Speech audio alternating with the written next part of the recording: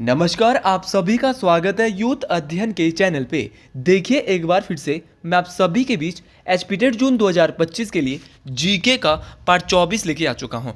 Part 24 का जो पहला क्वेश्चन है कि बोरा, मिस्ट्राल और सिरिको है। देखिए अगर बात करें बोरा, मिस्ट्राल और सिरिको की, तो यह एक प्रकार की स्थानीय पवन है, लोकल विंड है। इस बात को आपने याद रखना है और ऑप्शन सी यहाँ से बिल्कुल सही हो जाएगा। देखिए अगर मैं बात करता हूँ बोरा की, तो बोरा जो है एक प्रकार की स्थानीय पवन है। किस प्रकार की ये विंड है, तो याद रखना है ये कोल्ड और ड्राई टाइप की, ये जो है कोल्ड और ड्राई टाइप की विंड है। उसी प्रकार अगर बात करते हैं मिस्ट्राल की, तो मिस्ट्राल भी जो है वो कोल्ड और ड्राई टाइप की ही विंड है। अगर बात करें सिरिको, सिरिको भी यहाँ पे एक प्रकार की लोकल विंड है, लेकिन सिरिको किस प्रकार की विंड है, तो सिरिको जो है हॉट और मॉइस्चर टाइप की, याद रखना हॉट और मॉइस्चर टाइप की विंड है। कौन सी आपकी?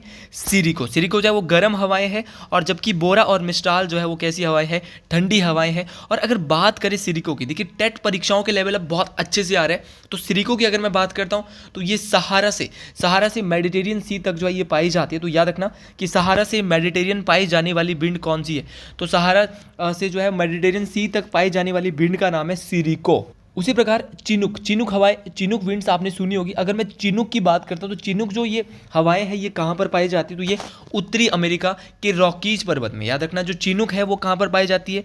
उत्तरी अमेरिका के रॉकीज पर्वत में पाई जाती है। और यह एक प्रकार की गर्म हवाएं हैं, इस बात को आपने याद रखना है। लू तो आपने भारत में सुना होगा। लू जो विंड है वो कहाँ पे होती है, तो लू जो है वो भारत और पाकिस्तान में पाई जाती है। और लू और चिनुक जो थी, चिनुक भी एक गर्म हवाएं थी। और अगर मैं लू की बात करता हूँ तो लू जो है वो ड्राई और हॉट, मतलब कि एक गर्म टाइप की विंड है। इस बात को आपने याद रखना है। अगर आप भी अपना एसपीटेट क्वालिफाई करना चाहते हैं और आप भी कमीशन के बैच में बैठना चाहते हैं, तो जुड़िए हमारे बैच के साथ 7876145409। इस नंबर पे कांटेक्ट कर सकते हैं। हमारी जो फीस है वो बहुत कम है, मात्र और मात्र 499 हमारी फीस है, जहां पर आपको लाइव, अगर आप लाइव नहीं देख सकते तो रिकॉर्डेड मोड में आराम से लाइव प्लस रिकॉर्डेड क्लासेस आपको यहां पर अवेलेबल करवाई जा रही है। तो आपके लिए बहुत बड़ी अपॉर्चुनिटी ये बैच रहने वाला है, तो आप इस बैच से जरूर जुड़े, जहाँ पर 200 से ज़्यादा बच्चे जो अभी तक ज्वाइन हो चुके हैं। और यहाँ पर इसी प्रकार के अच्छे क्वेश्चन जो है परीक्षा में कराए जा रहे हैं। ये सारे के सारे क्वेश्चन आपको, सारे के सारे क्वेश्चन बहुत ही डिटेल में यहाँ पर करवाए जाते हैं, और जहाँ पर हर एक टॉपिक और हर एक सब्जेक्ट यहाँ पर आपसे करवाया जा रहा है। अगले क्वेश्चन की बात करते हैं। यूरेशियन क्षेत्र के घास स्थल को कहते हैं। देखिए जो यूरेशियन क्षेत्र है उसका जो घास स्थल है उसको क्या कहते हैं, तो उसको कहते हैं स्टेपीज। याद रखना क्या कहते हैं? स्टेपीज कहते हैं, या स्टेप भी इसको कहेंगे। तो ऑप्शन ए यहाँ से बिल्कुल सही हो जाएगा। देखिए उसी प्रकार ऑप्शन में दिया है पुस्ताज। पुस्ताज क्या है, तो पुस्ताज जो है वो हंगरी रीजन में पाए जाने वाले ग्रासलैंड है, इस बात को आपने याद रखना है। उसी प्रकार प्रेरी, अगर मैं प्रेरी की बात करता हूँ तो प्रेरी जो ये घास के मैदान है वो संयुक्त राज्य अमेरिका और कनाडा, या अगर महाद्वीप पूछेगा तो उत्तरी अमेरिका। तो याद रखना उत्तरी अमेरिका में जो है वो प्रेरी घास के मैदान पाए जाते हैं, नॉर्थ अमेरिका में। उसी प्रकार बहुत सारे घास के मैदान है, जैसे कि पंपास घास के मैदान बहुत बार पूछे जाते हैं।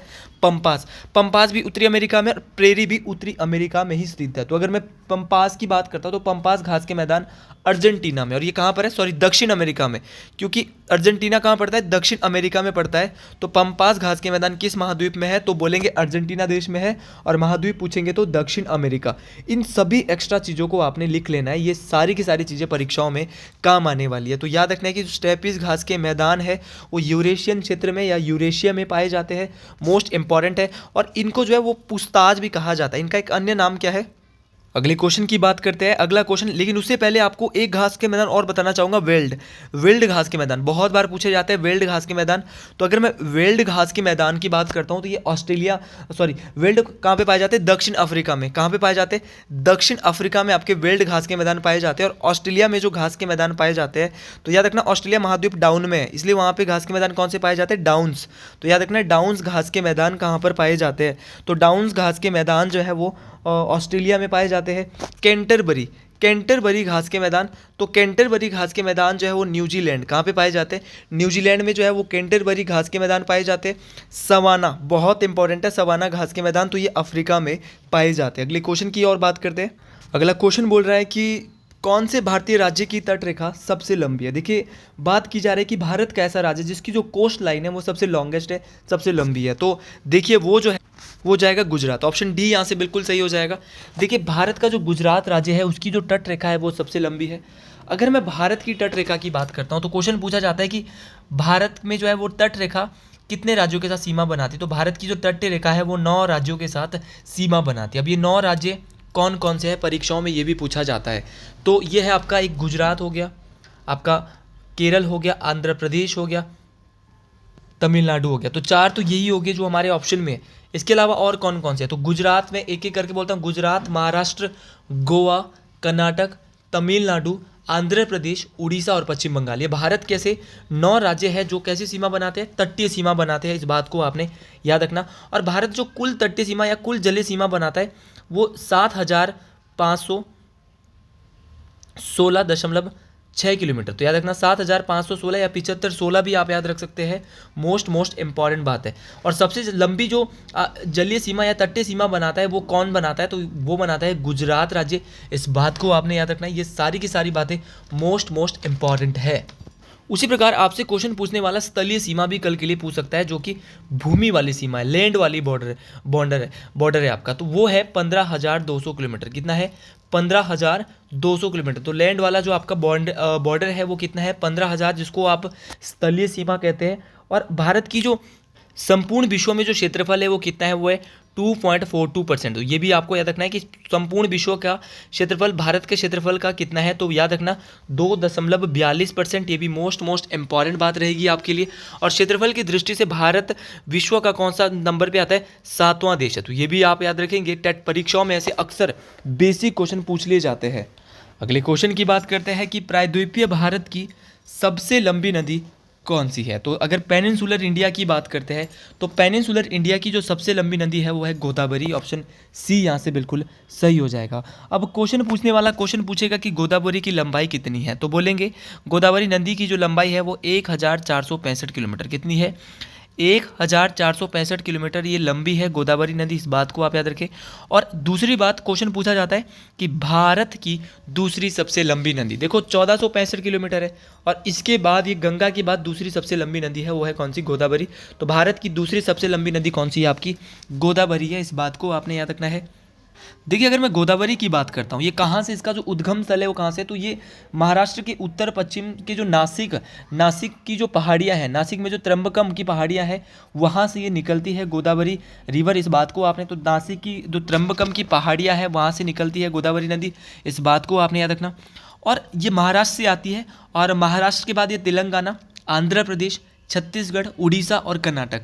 क्या क्या बोला, महाराष्ट्र से आने के बाद तेलंगाना, आंध्र प्रदेश, छत्तीसगढ़, उड़ीसा और कर्नाटक, इन सभी राज्यों में चली जाती है। अगर मैं गोदावरी नदी की कुछ सहायक नदियों की बात करता हूँ तो प्राणहिता गोदावरी की सहायक नदी है, इंद्रावती गोदावरी की सहायक नदी है, सबरी नदी गोदावरी की सहायक है, मंजरा नदी गोदावरी की सहायक है, पूर्णा गोदावरी की सहायक है, प्रवरा नदी भी गोदावरी की सहायक है, और वेन गंगा और पेन गंगा ये भी किसकी सहायक है, गोदावरी नदी की सहायक नदी है। तो ये सारी की सारी आपको याद रखनी। गोदावरी की प्राणहिता गोदावरी की सहायक है, इंद्रावती, सबरी है, मंजरा है, पूर्णा है, प्रवरा है, बेन गंगा और पेन गंगा, ये सारी की सारी किसकी सहायक है, गोदावरी नदी की सहायक नदी है। उसी प्रकार अगर गंगा की बात करें तो गंगा जो है वो भारत की सबसे लंबी नदी है। और अलकनंदा और भागीरथी, दो नदी आती है, एक अलकनंदा और दूसरी भागीरथी। और अलकनंदा और भागीरथी देव प्रयाग नामक स्थान पे जो है वो कौन सी नदी बनाती है, गंगा नदी। तो ये भी पूछा जाता है कि अलकनंदा और भागीरथी कहाँ पर मिलती है, तो अलकनंदा और भागीरथी जो है वो कहाँ पर मिलती है, देव प्रयाग में। और इसी देव प्रयाग में कौन सी नदी बनाते हैं, ये बनाते हैं गंगा नदी। गंगा नदी भारत की सबसे लंबी नदी है। कितनी लंबी है, क्वेश्चन ये भी पूछा जा सकता है। तो याद रखना ये 25 किलोमीटर लंबी है। ये भी मोस्ट इंपॉर्टेंट बात है, मतलब कि 2,525। लेकिन आपको शॉर्ट फॉर्म में क्या याद रखना है, ये जो है वो 25 किलोमीटर बहती है गंगा नदी। और दूसरी बात, गंगा नदी की अगर मैं बात करता हूँ तो 2 देशों से, भारत और बांग्लादेश से बहती है। और जब ये बांग्लादेश में जाती है तो इसका नाम हो जाता है पद्मा। क्या हो जाता है, पद्मा। इस बात को आपने याद रखना। और गंगा भारत के 5 राज्यों से बहती है। कितने राज्यों से, 5, ये पूछा जाता है। कौन कौन से राज्य, उत्तराखंड से उत्तर प्रदेश से बिहार से झारखंड, और झारखंड से वेस्ट बंगाल। तो आपने याद रखना ये उत्तराखंड, यूपी, बिहार, झारखंड और वेस्ट बंगाल इनमें जाती है। इस बात को आपने याद रखना है। देखिए अगर मैं गंगा की बात करता हूँ तो गंगा की सबसे बड़ी सहायक नदी कौन सी है, ये भी क्वेश्चन परीक्षा में पूछा जाता है। तो गंगा की जो सबसे बड़ी सहायक नदी है वो यमुना, बहुत बार पूछी गई है। गंगा की सबसे बड़ी सहायक नदी यमुना है। मोस्ट इंपॉर्टेंट बात है। देखिए अगर मैं गंगा नदी की सहायक नदियों की बात करता हूँ तो यमुना गंगा की सहायक है, सोन नदी गंगा की सहायक है। अब क्वेश्चन पूछा जाता है कि जो यमुना और गंगा का संगम है वो कहाँ पे होता है, तो यमुना और गंगा का जो संगम है वो प्रयागराज में होता है। इस बात को आपने याद रखना, जहाँ पर अभी कुंभ का मेला भी चल रहा है। और सोन नदी भी गंगा का सहायक है, और सोन नदी जो गंगा के साथ है वो कहाँ पर मिलती है? अगर मैं सोन की बात करता हूँ तो सोन और गंगा का जो संगम है वो पटना में होता है, जिसका पुराना नाम आपको मैंने बताया पाटलिपुत्र में।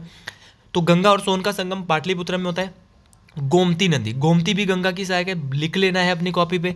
इसके अलावा घाघरा होगी, गंडक होगी और कोसी होगी। गंडक और कोसी दोनों की दोनों जो है वो क्या है? गंगा की ही सहायक है। उसी प्रकार अगर मैं ब्रह्मपुत्र की बात करता हूँ, जैसे गंगा को बांग्लादेश में पद्मा कहा जाता है, उसी प्रकार ब्रह्मपुत्र को बांग्लादेश में क्या कहा जाता है? जमुना। और पद्मा और जमुना मिलकर, मतलब कि गंगा और ब्रह्मपुत्र बोलेंगे या पद्मा और जमुना बोलेंगे, ये मिलकर क्या बनाते हैं? मेघना। ये भी आपको याद रखना है। तो गंगा और जमुना मिलकर क्या बनाएंगे? मेघना बनाएंगे। इस बात को आपने याद रखना है। या पद्मा और जमुना मिलकर क्या बनाएंगे? मेघना बनाएंगे। और यही मेघना विश्व का सबसे बड़ा डेल्टा क्या बनाते हैं? सुंदरवन डेल्टा। तो इस बात को भी आपने याद रखना है। मोस्ट इंपॉर्टेंट बात है, परीक्षाओं में काम आने वाली बात। अगला क्वेश्चन है कि रोपण फसल कौन सी है? देखिए, अगर रोपण फसल की मैं बात करता हूँ, तो अगर रोपण फसल की बात करें तो चाय जो है वो एक प्रकार की रोपण फसल है। तो चाय तो एक प्रकार की रोपण फसल है, प्लांटेशन क्रॉप है।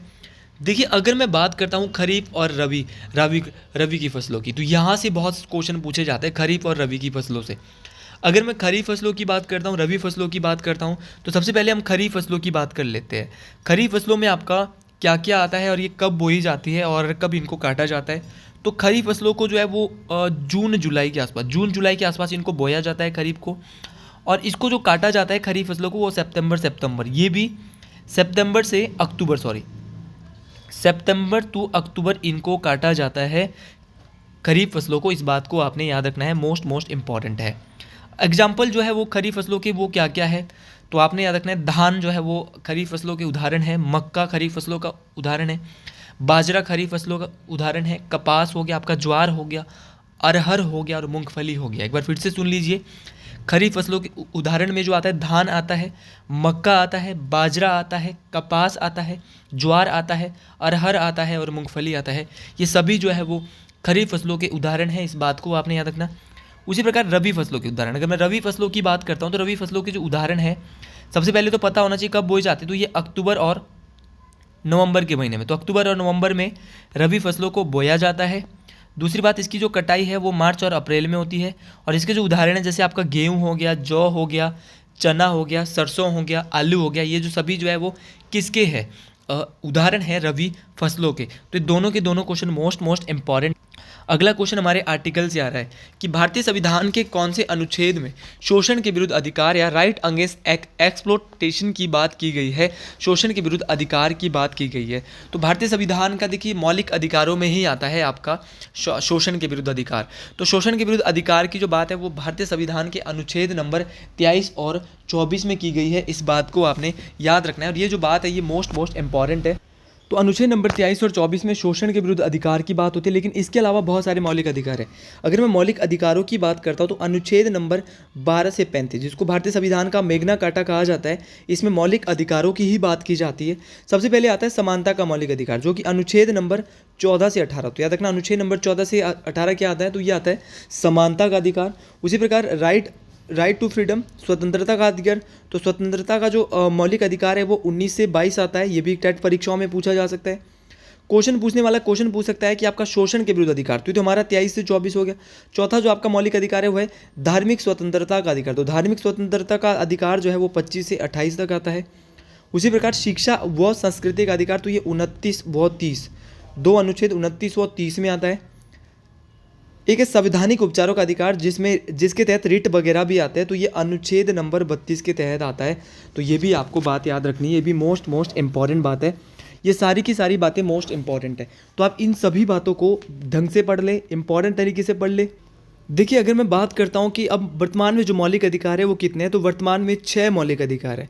और 7वां जो मौलिक अधिकार है उसको कब हटाया गया? तो अगर एक मौलिक अधिकार था जिसका नाम है संपत्ति का मौलिक अधिकार। संपत्ति का जो मौलिक अधिकार है वो आर्टिकल नंबर 32 के तहत आता है, और इसको 44वें संविधान संशोधन जो हुआ था 1978, तो ये भी आपको याद रखना है कि 44वां संविधान संशोधन कब होता है? तो 1978 में होता है। इसके तहत इसको हटाकर जो है वो क्या बना दिया, 300 के 1 में डालकर कानूनी अधिकार या विधिक अधिकार बनाया गया है, इस बात को भी आपने याद रखना है, ये मोस्ट इंपॉर्टेंट बात है। उसी प्रकार कुछ बहुत सारे इंपॉर्टेंट अनुच्छेद जैसे कि अनुच्छेद नंबर 40, तो अनुच्छेद नंबर 40 के तहत आता है ग्राम पंचायतों का गठन, ये भी मोस्ट इंपॉर्टेंट है। अनुच्छेद नंबर 44 के तहत आता है समान नागरिक संहिता, और अनुच्छेद नंबर 44 के तहत आते हैं यूसीसी, जिसको हम यूनिफॉर्म सिविल कोड या इसको समान नागरिक संहिता भी कहा जाता है, इस बात को आपने याद रखना है। आर्टिकल नंबर 79 बहुत इंपॉर्टेंट है, टेट परीक्षाओं में बहुत बार पूछा गया है, किसकी बात करता है, तो आर्टिकल नंबर 79 जो बात करता है वो संसद की बात करता है, और अनुच्छेद नंबर 80 जो है वो किसकी बात करता है, राज्यसभा की बात करता है। तो ये सारे क्वेश्चन आपको याद रखना है। और अगर लोकसभा की भी मैं बात करूं तो लोकसभा की जो बात है वो आर्टिकल नंबर 81 भारतीय संविधान का करता है, ये मोस्ट इंपॉर्टेंट है। और राष्ट्रपति के बारे में अनुच्छेद नंबर 52 से 61 तक बताया गया है, इस बात को आपने याद रखना है। सारी की सारी बातें मोस्ट इंपॉर्टेंट है। अगले क्वेश्चन की बात करते हैं। अगला क्वेश्चन बोल रहा है कि निम्नलिखित में से कौन संसद के संयुक्त अधिवेशन की अध्यक्षता करते हैं। तो अगर संसद के संयुक्त अधिवेशन की अध्यक्षता की बात करते हैं तो मैक्सिमम बच्चा क्या करता है कि उसमें राष्ट्रपति आंसर लगा देता है, जबकि राष्ट्रपति बिल्कुल गलत है। अगर मैं बात करता हूं संसद के संयुक्त अधिवेशन की जो अध्यक्षता करते हैं वो स्पीकर करते हैं। कौन से स्पीकर? लोकसभा के स्पीकर। तो संसद का जो संयुक्त अधिवेशन होगा राज्यसभा और लोकसभा का, उसकी अध्यक्षता करेंगे स्पीकर। और उसको बुलाएगा कौन? तो उसको बुलाएगा तो राष्ट्रपति, लेकिन अध्यक्षता कौन करेगा भाई? स्पीकर करेगा। इस बात को आपने याद रखना है, ये मोस्ट इंपॉर्टेंट बात है। तो ये क्वेश्चन भी आपको याद रखना है कि संसद के संयुक्त अधिवेशन को कौन बुलाता है? राष्ट्रपति बुलाता है, लेकिन अध्यक्षता कौन करता है? स्पीकर करता है। तो ये सारे क्वेश्चन बहुत इंपॉर्टेंट है। और किस अनुच्छेद में संसद के जॉइंट सेशन की बात की गई है पार्लियामेंट के? तो भारतीय संविधान का अनुच्छेद नंबर 108। भाई अनुच्छेद नंबर 108 बात करता है किसकी? जॉइंट सेशन की, लोकसभा और राज्यसभा के। राष्ट्रपति वर्तमान में भारत के द्रौपदी मुर्मू है, प्रधानमंत्री नरेंद्र मोदी जी है, स्पीकर ओम बिरला है और उपराष्ट्रपति जगदीप धनखड़ जी है। तो वर्तमान में कौन क्या है ये भी मैंने आपको चारों नाम यहाँ पर बता दिए। अगर आपको ये कंटेंट और ये वीडियो अच्छी लगी है तो इस वीडियो को लाइक, शेयर और सब्सक्राइब जरूर करें और कमेंट बॉक्स में ज़रूर लिखें हर हर महादेव। आज के लिए इतना ही, मिलते हैं अगले वीडियो में। हर हर महादेव टू ऑल स्टूडेंट्स।